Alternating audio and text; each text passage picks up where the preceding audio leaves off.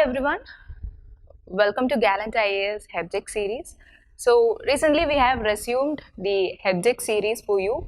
So in this resumed sessions you will be seeing the previous year questions of concerned topic of HEBJEC,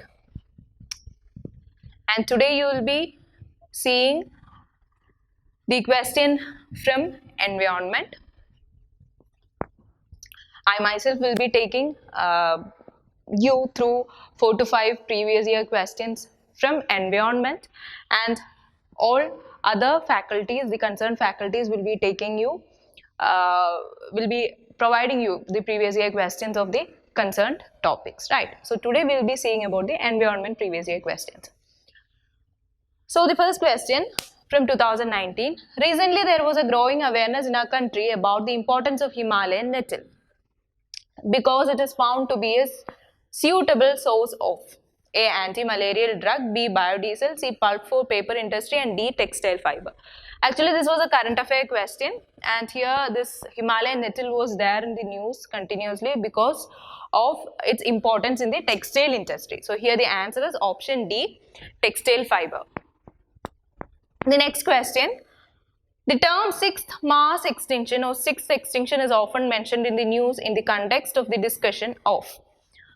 So the sixth mass extinction is actually something that is happening right now. It is said to be happening right now, and it is said that previously 5 episodes of mass extinctions have taken place, and regarding the sixth mass extinction, it is happening due to the indiscriminate behavior of the human, or it is because of the anthropogenic causes that this particular mass extinction is very rapidly taking place. We can say it is taking place 100 or 1000 times faster compared to the previous episodes of mass extinction. So here the answer is actually option D. The sixth mass extinction is denoting about mankind's overexploitation or misuse of natural resources, fragmentation or loss of natural habitats, destruction of ecosystem, pollution and global climate change. All these anthropogenic activities which is speeding up the mass extinction, or the sixth mass extinction is said to be underway. The third question.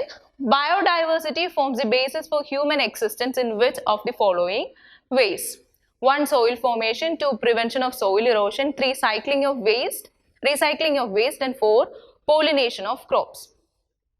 So we know that biodiversity is providing us with a lot of benefits in the form of biodiversity value.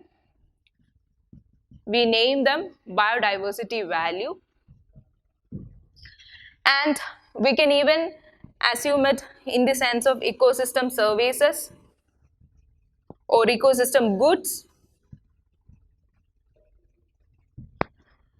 which means that the biodiversity is providing us with variety of services as well as goods. So these services are actually the ecological processes or functions that the ecosystem provides us. So for example, the nutrient cycling, or the soil formation, or the natural checks on flood, all these are providing us benefits, right? So these are in one way or the other by which biodiversity is forming the basis for the human existence as well. Okay, so here soil formation, definitely it is playing a major role. Prevention of soil erosion, yes. Recycling of waste, yes, it is doing. Pollination of crops is also having the biodiversity through these processes is forming the basis for human existence as well, right? So here the answer is option D, 1, 2, 3 and 4. The fourth question. Red Data books published by the International Union for Conservation of Nature and Natural Resources contain list of: first, endemic plant and animal species present in the biodiversity hotspots; 2, threatened plant and animal species; 3, protected sites for conservation of nature and natural resources in various countries. So regarding IUCN Red Data book or IUCN Red List, When we say about biodiversity conservation, it is very important to know about the IUCN Red List,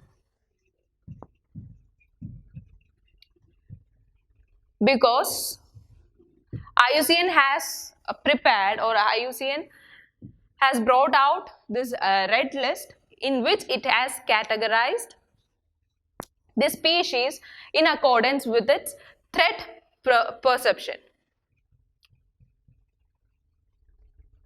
Okay, that is with respect to the threat perception or the threat faced by the species. IUCN have categorized the species into several categories. Okay, like extinct in the wild, then critically endangered, vulnerable. So like this, many categories are there in the red list. Okay, it is actually based upon the threat perception that the species is facing. So in this particular question, if you can eliminate statement 3, which is saying protected sites for conservation of nature and natural resources in various countries, this is not there in as a list. In that list, this particular thing is not there, so you can easily eliminate statement 3, which means that your answer turns out to be option B. Directly you can hit option B as your answer. So the first statement is also wrong. The endemic plant and animal species present in the biodiversity hotspots, it is not mentioning in the IUCN Red List as such, right? Now the last question regarding threats to biodiversity. Okay, so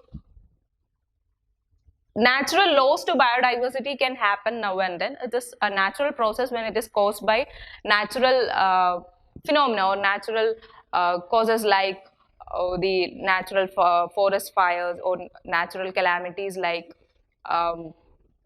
the earthquakes or floods or such things. Due to such causes, the natural loss to biodiversity can happen. So that's quite natural. But threat is happening when this rate of extinction is greater than the rate of speciation. So extinction means that particular species has been disappeared, and speciation means the generation of new species. So when the rate or the speed at which this extinction happens is more than speciation, the rate of speciation, we say that threat is happening to biodiversity, right? So which all these can constitute threat to biodiversity of a geographical area? Global warming, fragmentation of habitat, inversion of alien species, promotion of vegetarianism. Yes, global warming is a major threat to biodiversity, right? Fragmentation of habitat, yes, due to the major anthropogenic causes like deforestation, as well as we are clearing the forest for our own needs, and we are actually destroying the natural habitats of species there, so that they are getting fragmented, right? So fragmentation of habitat is a threat to biodiversity. Invasion of alien species. Inversion of alien species is actually a threat to biodiversity, and you know how this particular species, Lentenac camera, which is an exotic species brought here in India, have grown to be a threat to the biodiversity. Now, promotion of vegetarianism. So, promotion of vegetarianism as such is not causing threat to biodiversity, we can say.